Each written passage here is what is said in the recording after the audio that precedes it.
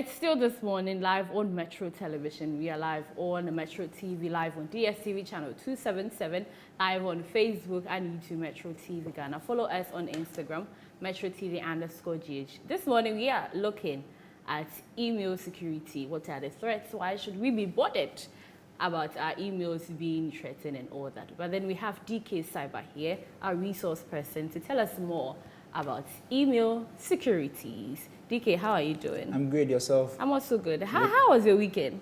Not bad. Are you a fan of music? Not too much. So you didn't enjoy the VGMA? Yeah, I was just following up. But you were just... He was following and checking some tech stuff. You know? He'll be doing so you had no favorites in there?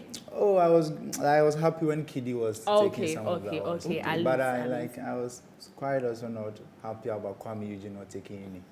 That is for another issue, but then we will go there. DK, what do we have to know about email security? What is it about? All right, thank you, and good morning to our viewers. When we talk about email security, we look at email being a component in our tech industry today. Why am I saying this? Today, we know email, known as electronic mail, has been one of the things that we always used. If I want to go to the social media, if I want to go to every platform, there's one common thing that they ask is our email, right? So talking about security is very important. Most of the times, companies, organizations, individuals, we don't take much attention to our email, or we don't pay attention to that, and that affects us a lot.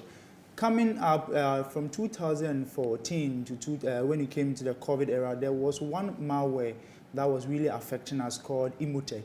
And it's really happening again through email. So we'll talk about that too. But when we talk about email security, we're looking at how best we can protect our emails, the practices, the safeguards that we can put on our email systems to protect us. Because today, you know, one of the easiest or common ways corporate organizations do communicate through is email, right? We use email quite a lot of times. So how can we protect it? How can we give the best practice to our secretaries, our people whom we work with, to use or to take when they are using such service? We know about the spam messages, we know about the phishing links that comes through the email. We have to know how to protect it. That's what we're talking about. Okay, but before we move into details, I noticed that whenever you open an email and you use the date that is closer to the day you open the mail, as in like, it doesn't allow you to continue. I don't know if you've realized, let's say 12 January 95. I don't use 12 January 95. I use 12 January 2022. It will say it's incorrect. I don't know if you've realized it. Unless you come again, if you are searching by if you are creating an email for yourself. Let's say nanaya.yahoo what. If I'm using the date, like the present, the current date, it doesn't work. And I'm saying why?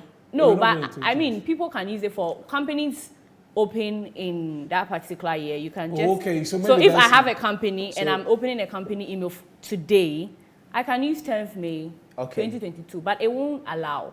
Why wouldn't it allow? Thank you very much. You know, when you're creating email, we have three categories. We have for personal, we have for kids, we have for companies or organization.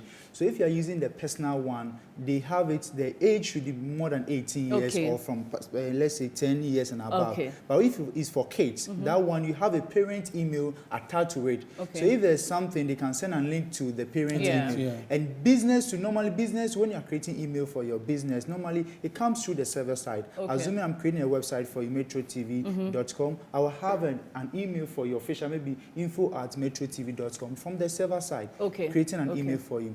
Yeah, so personally, when you are creating the email, normally the email is for adults. So we have the adult email and we have for the kids. So now let's get into the details. How do we protect ourselves? What are the first things that we need to know? Great. So the very first thing that we have to always check is the phishing links. Right. So what is a phishing link? Normally in your emails, you receive promotional links, you receive email links coming from organization. Click this link, there's an attachment, download that attachment. We have to be very careful. Most especially the ones that go to our spam box or our spam mail. Now when an email is in your spam, that means that the server of that email has flagged it or has seen something suspicious. That is why it's there. So when you want to click anything about it, make sure that you verify, you know where it's coming from before you click it. And we should be very careful about the downloads we do in our emails. I can send you a link, add a document to it, an attachment to it, and in that attachment, I will embed a malicious code. That code is just to purposely maybe record your device through a keylogger, through a spy app to your device. And that's why I was saying that there's an emotic malware that is really affecting email. So when you click on such links, you download such attachment, then they start recording your device, then it comes to start to work on your device, affect it negatively. Then if your device, now you see it's not running faster, or even recording a lot of things on your device. So we have to be very careful about the attachment that we download in our emails. And also where we put our emails. See, normally when you are browsing this morning or you want to go to some platform, they will ask you to register as a member before you can access that platform. Normally we have a shortcut, an easy way. Oh, then you do with Google. Google runs with your email. Then they take your email, then your Gmail, then they use it. It's very important this morning to note that anytime that you are allowing a platform to access your Gmail, you have to be very careful, because if we don't know, some of the platforms, they don't take security seriously. So most of the time, we have things that we call data breaches. Most of the website, day in, day out, the hackers are attacking them, getting data from them, getting our confidential information through the logins that we do. So we have to be very careful.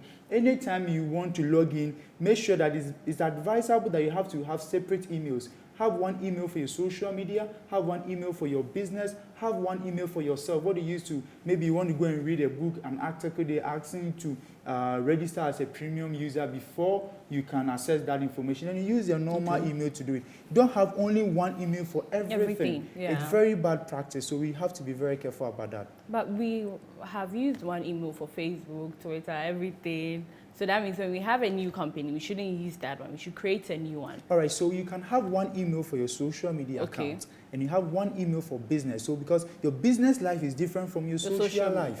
So we have to differentiate. And even most of the time, our bank details, see, you have one bank email for your bank, is fine for your finances. Then you have one for your personal, you have one for social.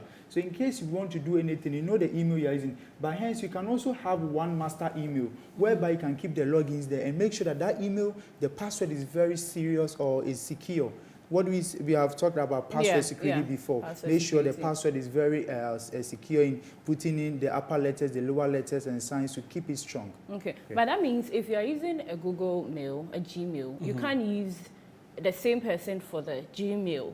You have to use Yahoo or something, or iCloud. That thing annoys me. Yes, because if I'm using a Gmail, and they're giving you suggestions, what you're trying to put in there, they don't want to accept it. Yes. No, I'm just going to forget what you will tell me, but maybe I have an email that I want to put in there. Normally, you're talking about suggestions from the platform. So sometimes it depends on the platform that you are using. You know, Google is a family whereby they normally want you to use their family products. Yes. You understand? So Google, if you are using them, that's why the Gmail is powerful now than the Yahoo. You understand? So you have to go by them, their default mechanism. But also, there are some platforms that accept external emails from Hotmail, from Yahoo Mail. If you want to create Facebook, Facebook wouldn't ask you to only use Gmail. They will accept Yahoo, Hotmail, and other email services. So you have to note all those things and check.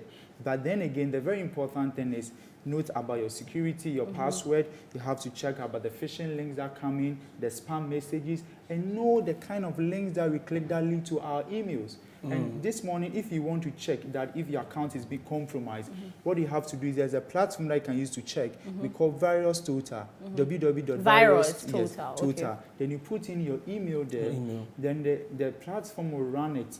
Then you see that if there has been any data breach on a platform that your email has been associated with, because when there's a data breach with a particular platform which your email is being associated with, that means they've got the information. You understand? So that site will run it and see. So if there's any data breach, they will tell you, then quickly go and change your password. So that means that we have to also cultivate the habits of keep changing our password. Maybe within a year, within a space of a year, can change it maybe 2 or 3 times. You understand? And that one there will be difficult to It will, but you see, this is the new era, and that is how we can protect ourselves. It's a necessity to do that. When you've been hacked before, you understand. Like what yesterday, someone cried on me, her account has been taken from her, and it's through Gmail. You understand? Then the person didn't have the 2 verification. And that also comes to that. The 2-step verification is very important. Most people do forget about it on Gmail. You have to. So any email you are creating and that email, that provider does not give you the 2FA, don't use their service. Use an email that provides 2-step verification. Anytime. And sometimes with the SMS, it's less secure. So try to use the apps like Google Authenticator or Authy to secure your account, right? Okay. So we have the SMS level. That's the basic one. It's less secure because someone can do a SIM swap fraud to get your account or your password. Yeah. So you try to use the app. The Authy generates unique 6-digit PIN every 3 seconds. Okay. Is there any way you can keep information, very vital ones, away from your email, so that people may not have access to it? Why are you saving it? I'm just thinking aloud because if that part it could be hacked into, that you lose some of those vital things. Is there any other? So you can create an email, make it private. Okay. So make your email private. Create a private email of which you've not ever share it on any platform. You have it only on one machine. You open it on one machine. Then you keep the information. If not, they have other third-party services that you have to pay for. You have to pay for. Yes, and I don't normally recommend for that. Okay. Okay. Okay, thank you very much. When I open it, talking about I email thought security. 2 verification there. It's very important. It's very important.